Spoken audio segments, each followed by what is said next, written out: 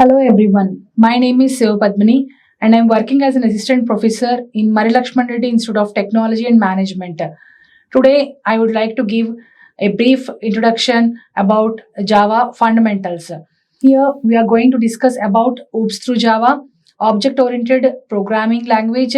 In Java we are going to discuss here the basic things we are going to discuss about here is when the Java has been introduced, who has invented the Java, what are the basic fundamentals we are having in Java, different data types and variables, and what are the multiple operators we are using when you want to write a Java program.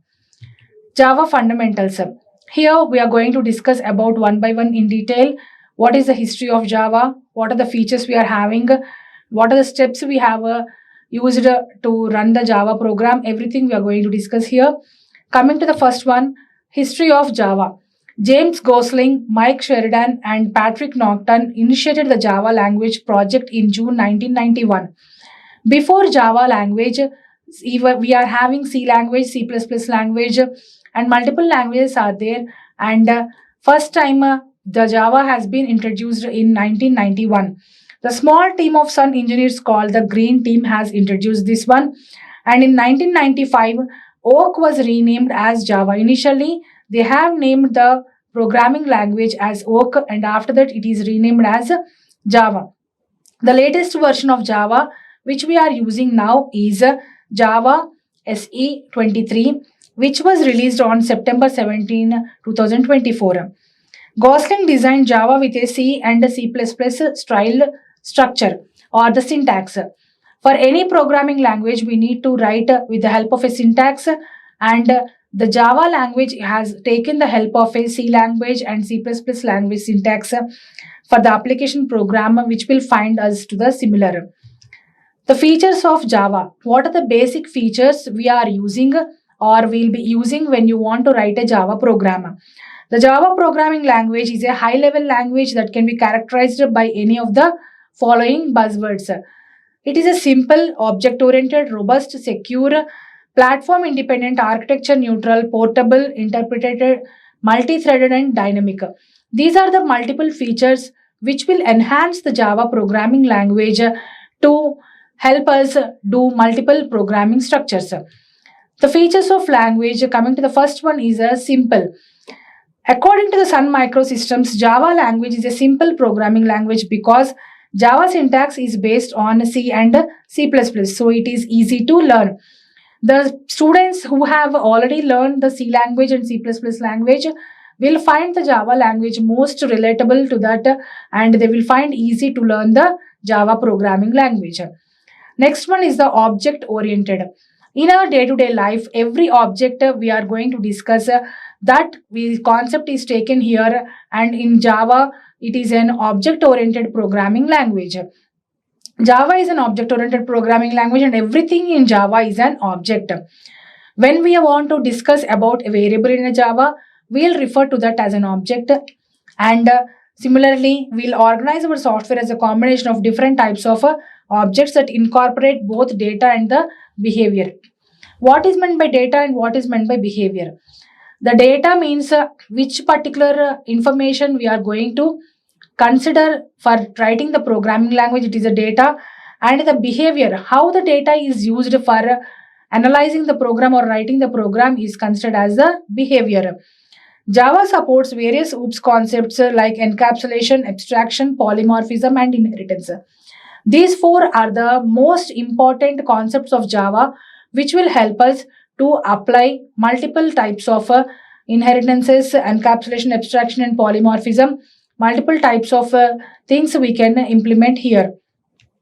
It is a robust. Java is robust because it uses strong memory management and provides automatic garbage collection and also provides inbuilt exception handling mechanism that manages abnormal termination of the program. Here, when a particular variable is used, after the variable usage is completed, automatically the variable memory will be released and will be sent to the garbage collection. That's why it uses the strong memory management. Secure. Java is best known for its security. With Java, we can develop various free systems So we don't have a pointer mechanism here. So we don't implement any address specification. So it is a secure one. Platform independent. Java code can be executed on multiple platforms. For example, a program which is written in a Java language can be implemented in multiple areas. A program written on one operating system can be run on any of the operating systems with the help of a Java virtual machine. So it is platform independent. Architectural neutral. The term architecture neutrality refers to Java's ability to run on any device or platform without requiring modifications to its code. Java is portable. Java is portable because it facilitates you to carry the Java bytecode to any platform. The program which is written will be converted into the bytecode and it can be implemented on any of the platforms. It does not require any implementation. To implement the Java program, we don't need any basic structure here. Interpreted. Modern Java virtual machines use a just-in-time compilation which converts bytecode into native machine code at runtime, improving performance while retaining Java's interpreted behavior. If you see here, Java is converted into .class file with the help of a Java-C compiler, and from that .class file, we'll convert that into the transform .class file, and from that .class file, it will be interpreted into the executing code, and after that, that executing code is converted into the machine code with the help of a just-in-time compiler. Java is multi-threaded. A thread is like a separate program that executes concurrently. This thread structure here, we can write Java programs to handle many tasks simultaneously. When a particular task is being handled, at the same time, another task can also be handled with the help of a Java threads. It will be done implemented using the multi-threading concept. Dynamic. Java is a dynamic language. It supports the dynamic loading of classes. It means the classes are loaded on demand. When we need any support from its native languages, we'll use the Java compilation and automatically memory management will be implemented, and the garbage collection concept is also used in Java. These are the basic things of Java buzzwords. Now, what is the architecture of JDK, JVM, and JRE? One by one, we'll discuss here. JVM is a Java virtual machine. It is an abstract machine. It is called as the virtual machine because it does not physically exist. Any particular structure of the physical machine is not there here. It is a specification that provides a runtime environment in which Java bytecode can be executed. When a program is being executed during the runtime, the JVM will come into the structure. Java Runtime Environment JRE. The Java Runtime Environment is a set of software tools that are used for developing the Java applications. During the runtime, it is implemented, it is used when we are implementing the Java virtual machine.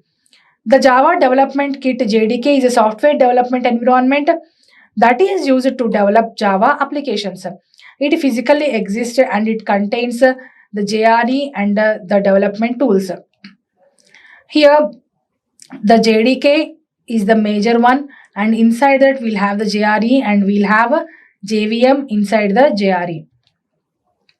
Environment setup. Whenever we want to execute a Java program, first we have to set the environmental variables by installing the Java software. We can set the class path in the following ways. First, we have to go to the environment variables, and using that, the path is set there, and using the set path, we will set the environment variables.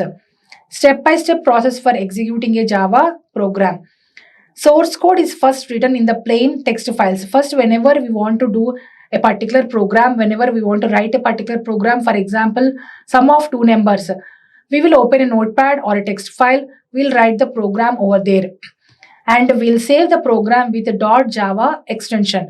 For example, if I am doing the program of sum of two numbers, sum.java is the name of the program which we will save in the particular location. Those source files are then compiled into .class files by the Java-C compiler. After writing the program should be compiled first.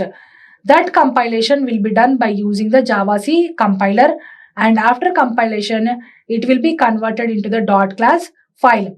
A dot class file does not contain code that is native to your processor. The code which we have stored in the dot class file is not in the mode of the application to run the program which the processor will understand. It instead contains bytecode. So the dot class file, it will contain the bytecode program. The machine language of the Java virtual machine will be coming into the existence now. The Java tool then runs your application with an instance of the Java virtual machine. Now, with the help of the JVM, the program is run here. First, the myprogram.java that we have taken here as sum.java, that program is saved, and it will be saved in the form of a sum.class. Here we have taken the example as myprogram.class. After that, with the help of the Java virtual machine, we will convert the dot class extension into the bytecodes. And after that, as the Java virtual machine is available on any of the many different operating systems, the same dot class file are capable of running on the Microsoft Windows, the Solaris operating system, Linux or Mac OS, or any different type of operating systems. The dot class file can be run on any of the operating system which contains the Java virtual machine. And after that, the Java virtual machine will execute the program and the output will be generated. The basic structure of a Java program, with that, what are the rules we have to follow are some of the comments we are discussing here. Comments are ignored by the compiler but are useful to other programmers. In Java, there is no specific rule that we have to write comments when we are writing the program. But the program which we have written, if the person who is reading the program, who is understanding the program, if they want to understand, we have to write few comments. The Java programming language supports three types of comments. The first one is /text. The compiler ignores everything from the backslash to the end of the line. Second way is // and text we have to write, and between the //. So /* and // between these, what are the text is there, the compiler will ignore. Third type of writing the comment is /, and documentation, and again //. This indicates the documentation comment.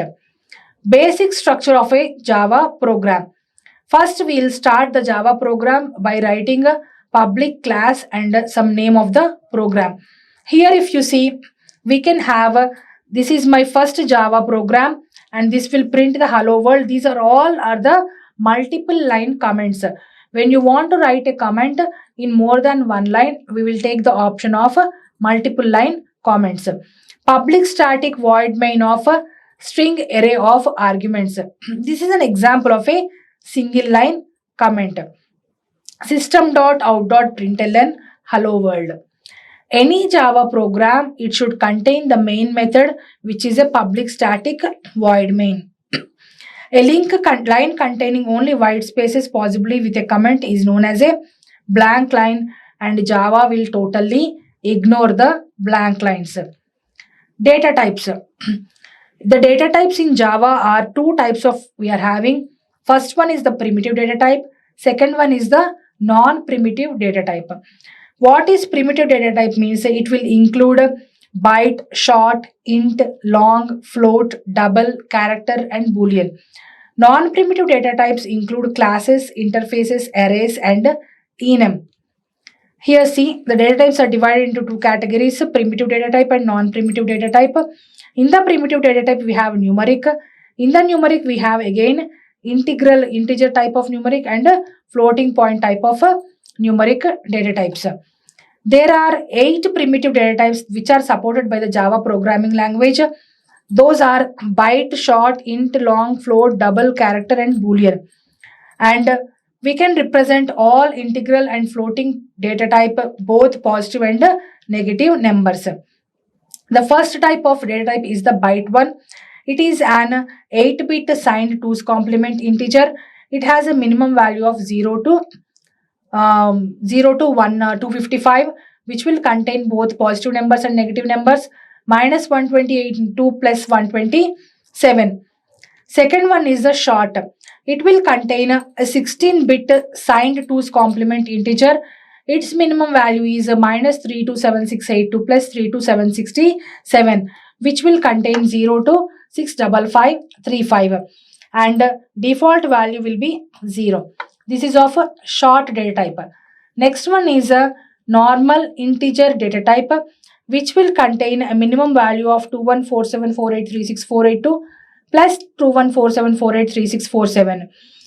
It will have a range of minus values to the positive values. Here also default value is 0.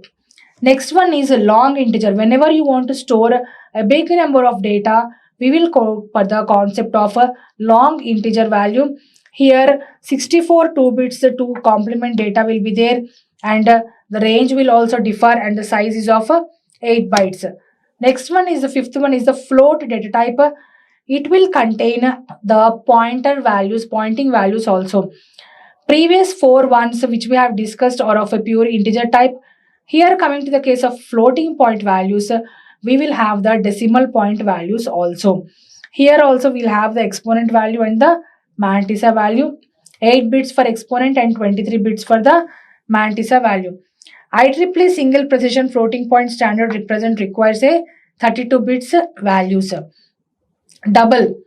The double data type is a double precision value which will contain the range of minus 1.7 E308 to plus 1.7 E308. Here the size is of 8 bytes and default we'll write as 0.0. For float we'll write 0.0. For double also we'll write the default as 0.0.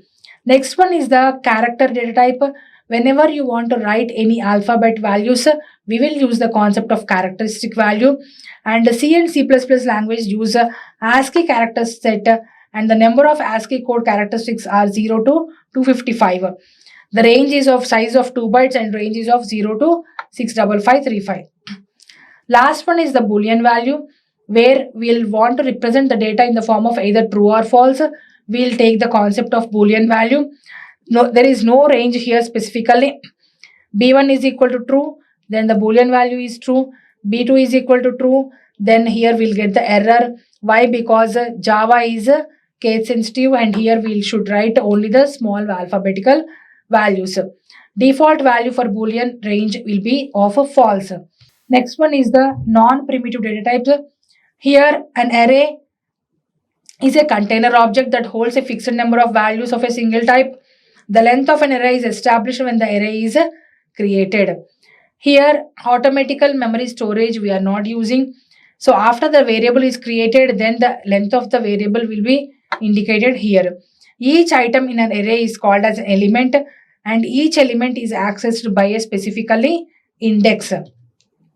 Declaring a variable to refer an array. How we will declare a variable whenever you want to refer to an array when you are writing a Java program. So int square brackets and an array is the name of the array. Like declarations for variables of other variables, an array will also have two types. First one is arrays type, second one is the arrays name.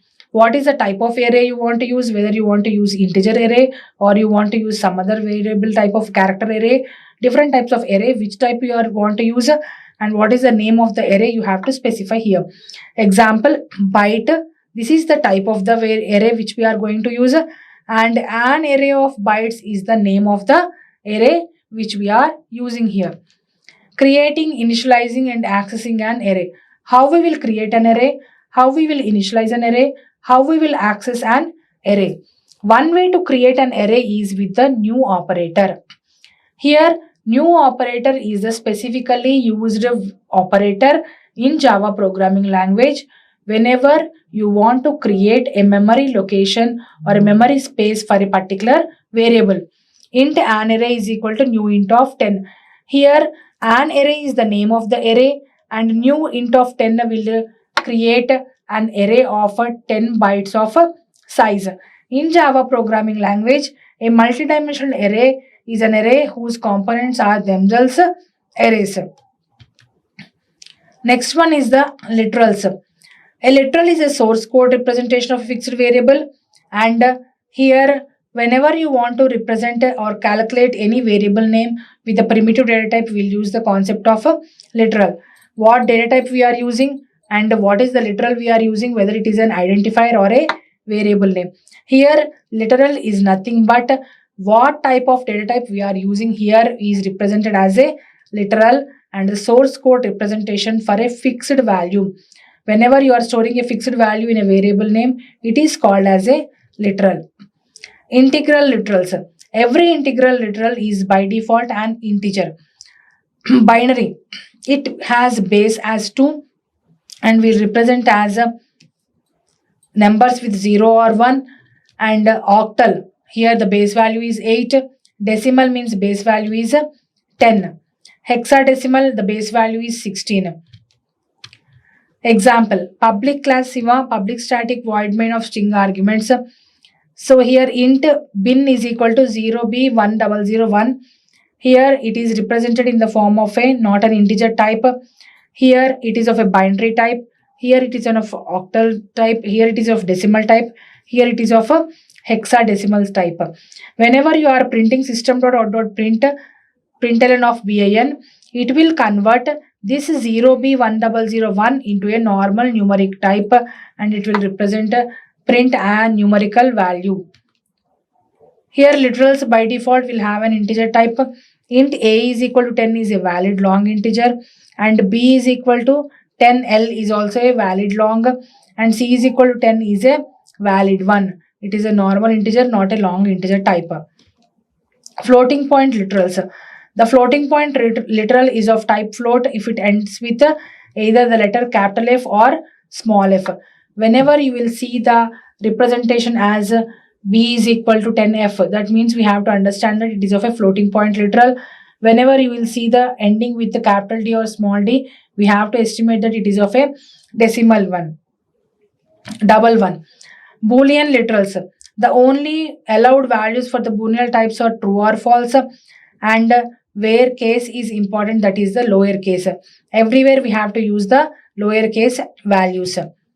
Character literal. The literals of the type character may contain Unicode. Char ch is equal to a, it is a valid, and here ch is equal to a without single quotation invalid. Ch is equal to double quotation a invalid. Ch is equal to single quotation, two characters are there, this is also invalid. So conversions will be there here. The following are possible automatic conversions for primitive data types. Whenever we want to represent one data type into the another form, we will use the type conversions here. So byte can be converted to short can be converted to int can be converted to long, character can be converted to int, like that we can convert.